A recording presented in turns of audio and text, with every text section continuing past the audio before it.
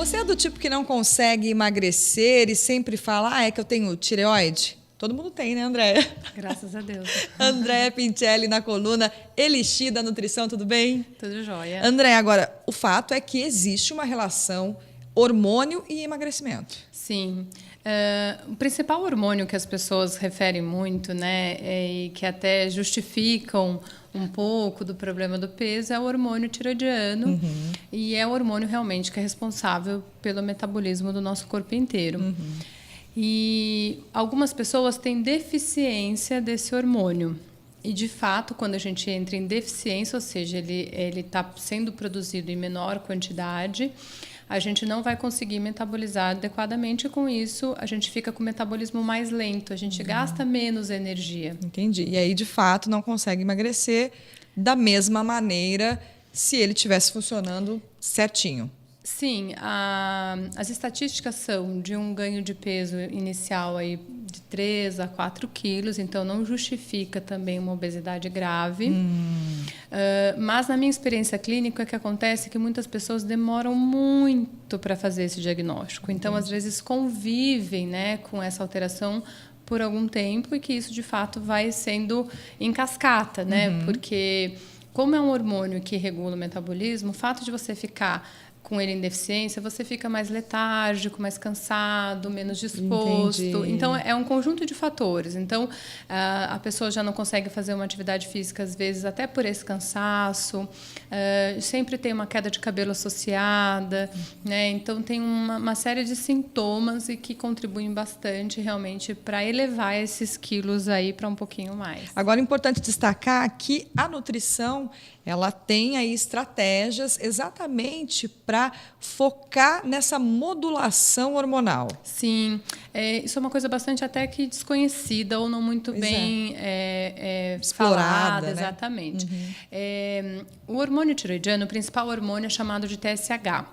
E a gente produz esse TSH que vai ser a partir dele produzido o T4, que é inclusive o hormônio ativo, né? E esse hormônio também tem as suas derivações, que são o T3, que é o hormônio que de fato vai agir no nosso metabolismo.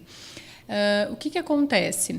Nós temos nutrientes que vão ajudar, quando a gente fala modular, é porque esses nutrientes vão ajudar na conversão do T4 no T3.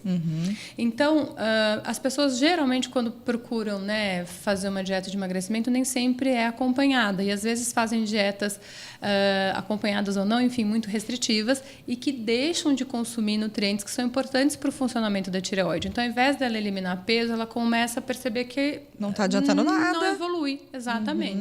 Ela fala, estou fazendo e não vejo um resultado. Estou me matando, deixando de comer. Sim, e não é emagreço. essa sensação que ela tem. Né? Então, quais são esses nutrientes? Pois é, né? vamos lá. A gente tem o iodo, que acho que é bastante conhecido já, né? A deficiência dele, né? Para a produção do hormônio principal da tireoide, que é o TSH.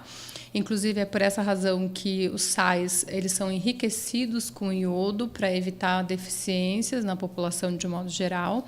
Hoje, com o advento do uso do sal rosa, né, que não tem iodo, né? Exato, ele se tornou popular hoje, né? Muitas pessoas já o conhecem, que é um sal que tem um teor de sódio um pouco menor e também não tem o iodo.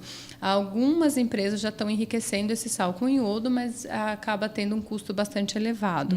Então, a minha recomendação sempre, em termos de saúde, é usar um sal iodado. Nesse sentido, até pensando na redução do sódio, o sal marinho seria mais interessante. Legal. Né? E observar realmente os rótulos, né? Para entender isso de uma forma melhor na hora da compra. Algum outro alimento que é importante? Sim. E aí a gente tem outros nutrientes como principais, né? O selênio.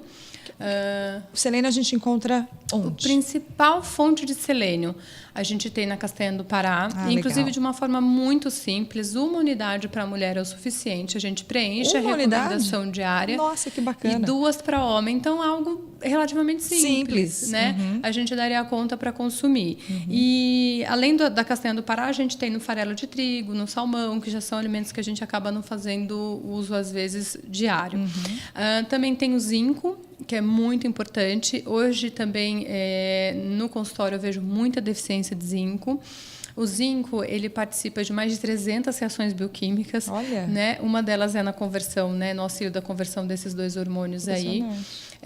E o zinco a gente encontra onde? Em carnes, frutos do mar, alimentos integrais. Carnes... Qualquer uma, vermelha, carne branca. Só que a carne, o fato dela ser congelada, ela reduz em torno de 80% no teor de zinco. Tá. Então, não dá para a gente garantir uma quantidade grande por esse alimento. Isso na carne congelada. Na carne fresca... Sim, é que a gente acaba comprando a carne que já foi congelada. Então, a gente tem que investir no zinco pelos alimentos integrais, as próprias leguminosas, as próprias oleaginosas, que as pessoas confundem um pouquinho, que seria castanha do Pará, nozes, amêndoa, enfim.